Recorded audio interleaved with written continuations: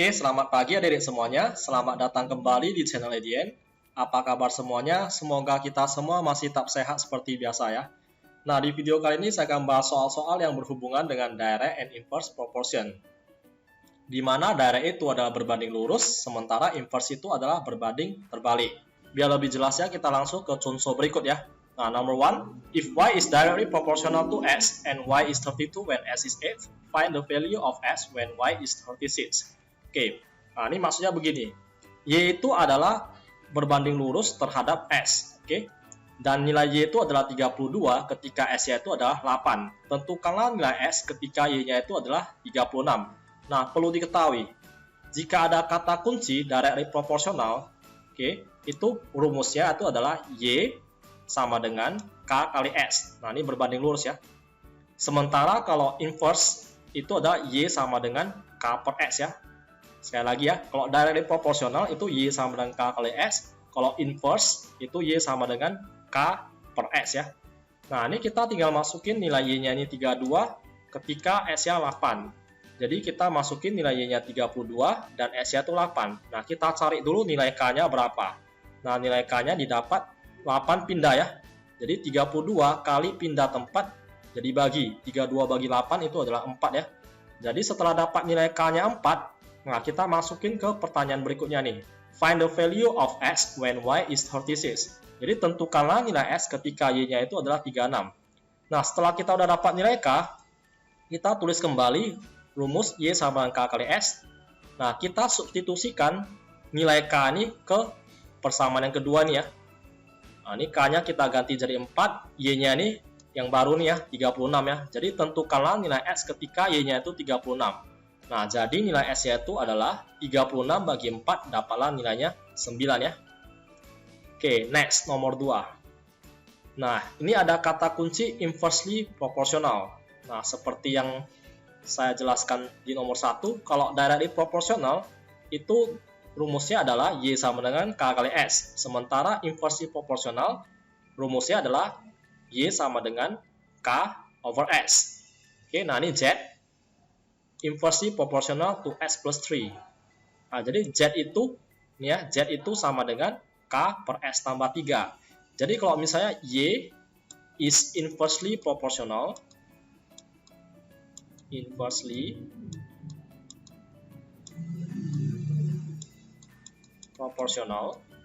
to X, jadi rumusnya ini ada Y sama dengan K dibagi dengan S.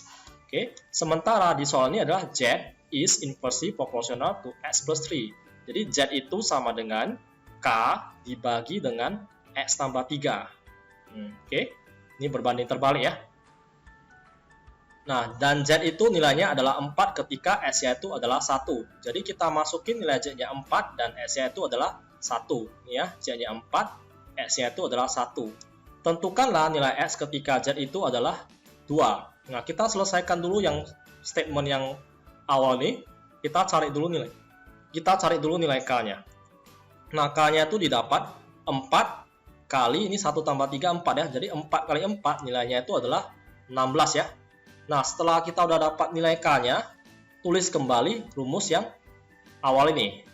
Tapi, yang diganti itu adalah Z-nya itu kita ganti dengan angka 2 ya, kita nggak boleh pakai yang pertama ini 4 lagi, karena pertanyaannya tentukanlah nilai S ketika Z-nya itu adalah 2. Jadi kita ganti Z-nya itu 2, dan kita tukarkan nilai K-nya itu 16 ke persamaan yang kedua ini ya.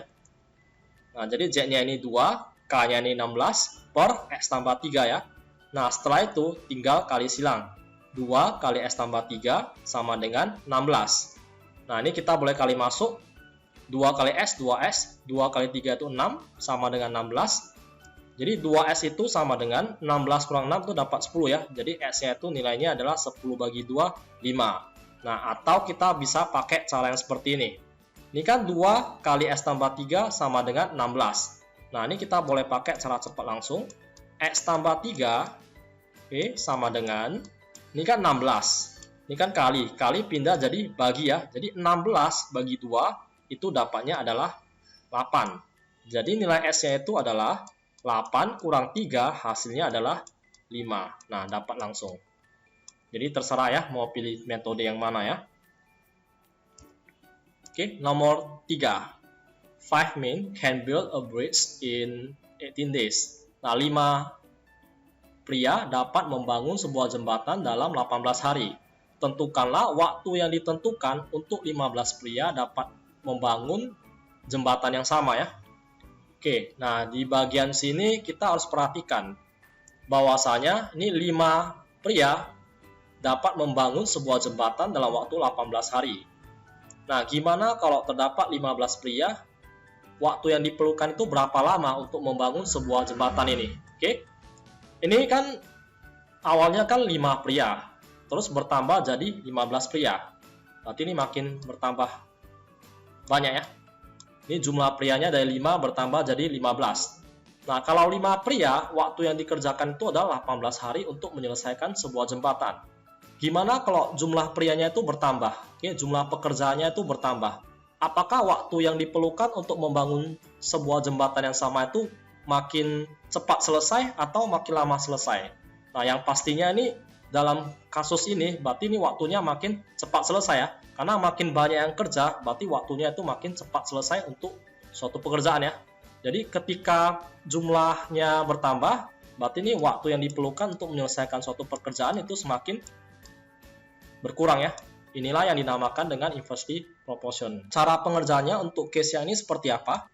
Nah, cara pengerjaannya adalah seperti ini ya. Berarti 5 per 15, karena dia inversely proportional, berarti ini belakangnya dibalik. Jadi 5 per 15 sama dengan ini X, berarti sama dengan X per 18. Oke. Nah, setelah itu tinggal dikali silang ya. Berarti 15 kali S itu 15S, 5 kali 18 itu dapatnya adalah 90. Nah, berarti S-nya itu hasilnya adalah 90 bagi 15, itu hasilnya adalah 6 ya. Oke, next nomor 4. Tentukanlah harga dari 15 kg gula ketika 45 kg gula harganya itu adalah $21 ya. Nah, jadi penyelesaiannya adalah sebagai berikut ya. Jadi 15 kg ini kita nggak tahu harganya berapa, kita anggap X. Oke. Terus 45 kg kita tulis nih harganya adalah $21 ya. Nah, jadi kalau gulanya ini kita beli semakin banyak, harganya pasti semakin tinggi ya. Nah, jadi kalau jumlah gulanya kita beli makin bertambah banyak, nih 15 ke 45 makin bertambah banyak, otomatis harganya ini pasti semakin banyak juga ya. Nah, pengerjaannya adalah sebagai berikut. Ini berarti 15 per 45 sama dengan X per 21. Nah, karena ini berbanding lurus, jadi ini nggak perlu dibalik ya. Jadi ini kita udah dapat perbedaannya. Nomor 4 ini adalah direct proportional, ini direct ya. Nah, yang nomor 3 ini adalah inverse proportional ya. Nah, jadi udah nampak perbedaannya, di mana direct proportional itu ini kedua ruas ini kalau ini bertambah banyak, ini juga harus bertambah banyak.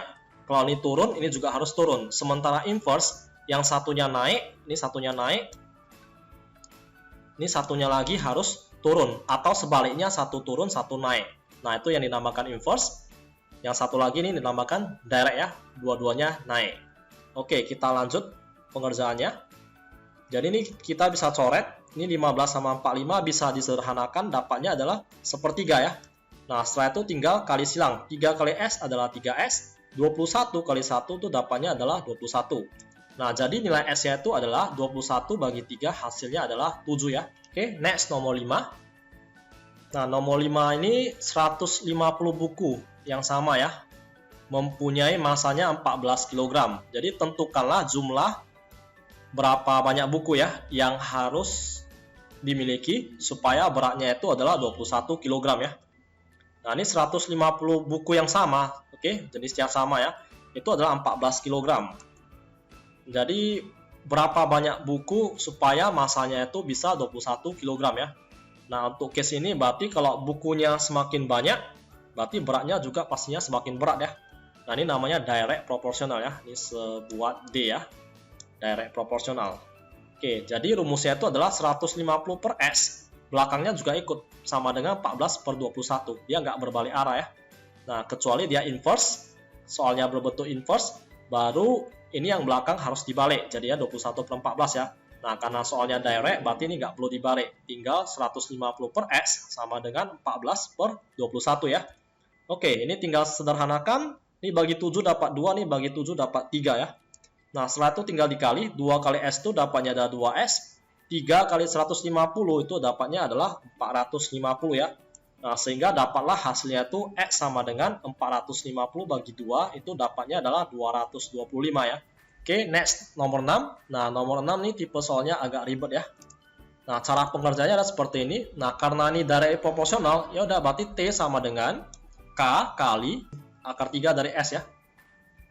Dan nilai T itu adalah 25 ketika S-nya itu 125. Nah, dalam case ini kita cari dulu nilai K-nya itu berapa. Jadi sini kita masukin nilai T-nya itu 25, S-nya itu adalah 125 ya. Nah, dari sini kita bisa lanjut perhitungannya nih, 25 sama dengan K kali akar 3 dari 125 itu dapatnya adalah 5 ya. Karena 5 pangkat 3 itu kan 125. Jadi kalau kita akar 3 kan lagi di sini, jadi 3 sama 3-nya ini bisa coret, sehingga hasilnya adalah 5 ya. Nah, setelah itu kita langsung kerjakan lagi. K itu 25 bagi 5 itu dapatnya 5. Nah, setelah kita udah dapat nilai K-nya ini, tulis kembali persamaan ini sama persis ya. Nah, tapi kita ganti nilai T-nya dengan yang baru. Nilai T-nya itu adalah 20 dan K-nya ini dapatnya dari yang atas ini ya, dapatnya adalah 5. Nah, setelah itu kita tinggal lanjutkan pengerjaannya. Jadi 20 bagi 5 itu dapatnya adalah 4. 4 sama dengan akar 3 dari S. Nah, setelah itu supaya lebih memudahkan perhitungan, kedua ruas ini kiri sama kanan kita pangkat 3-kan. Jadi ruas kiri sama kanan supaya adil harus pangkat 3 sama-sama ya. Kenapa pangkat 3? Karena 3 sama 3 ini bisa coret.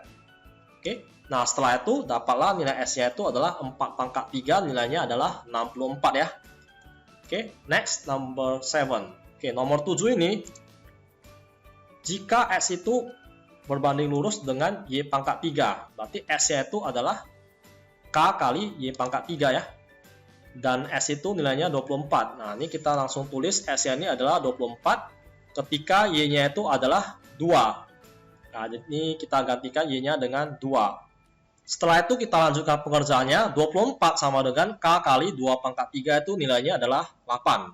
Nah, sehingga dapatlah nilai K-nya itu adalah 24 bagi 8 itu hasilnya adalah 3 ya. Nah, setelah kita udah dapat nilai K-nya itu 3, kita tulis kembali persamaannya sama persis seperti yang di atas ya. Jadi S itu sama dengan K kali Y pangkat 3. Nah, ini tinggal gantikan nilai Y-nya itu dengan 5, K-nya dengan 3 ya. Jadi sehingga S itu sama dengan 3 kali 5 pangkat 3. Jadi hasilnya itu adalah 125 kali 3, dapatlah nilainya 375 ya. Oke, mudah-mudahan sampai soal ini adik-adik masih mengerti ya. Oke, next nomor 8. Nah, ini bentuk soalnya ini adalah inversely proportional ya. Nah, jadi kalau inversely proportional itu adalah berbanding terbalik ya. Jadi Q ini berbanding terbalik dengan P kuadrat. Sehingga rumusnya itu adalah Q sama dengan K per P pangkat 2 ya. Nah, setelah itu kita masukin nilai Q-nya 5 dan P-nya itu adalah 4 ya. Jadi 5 sama dengan K per P-nya itu 4 ya, berarti 4 kuadrat. Sehingga dapatlah 5 sama dengan K per 16. Setelah itu tinggal kali silang ya. Ini 16 kali 5 berarti K-nya itu dapatlah nilainya adalah 80 ya. Nah, pertanyaannya adalah tentukanlah nilai negatif dari P ketika Q itu adalah 20. Nah, ingat setelah kita udah dapat nilai K-nya ini, tulis kembali persamaan yang di atas ini ya. Jadi Q sama dengan K per P pangkat 2, tulis kembali. Setelah itu kita gantikan nilai Q-nya dengan 20. Dan K-nya itu diganti dengan angka 80 karena yang ditanya itu adalah P ya. Nah, ini kita tinggal tulis kembali Q-nya itu 20, K-nya itu adalah 80. Nah, setelah itu kita lanjutkan pengerjaan. Berarti P kuadrat itu nilainya adalah 80 bagi 20. Ini bisa loker tempat ya. Nah, dapatlah hasilnya itu adalah P kuadrat nilainya adalah 4. Nah, akar 4 itu kan nilainya adalah 2 ya. Ditanya itu adalah nilai negatif ya. Sehingga P-nya itu dapatnya adalah minus 2 ya. Oke, sekian untuk video kali ini. Semoga bermanfaat buat adik-adik semuanya. Jika ada pertanyaan yang kurang jelas mengenai video ini, silakan tinggalkan pertanyaan di kolom komentar. Akhir kata, saya ucapkan terima kasih. Tetap semangat dalam belajar. Stay healthy and see you again.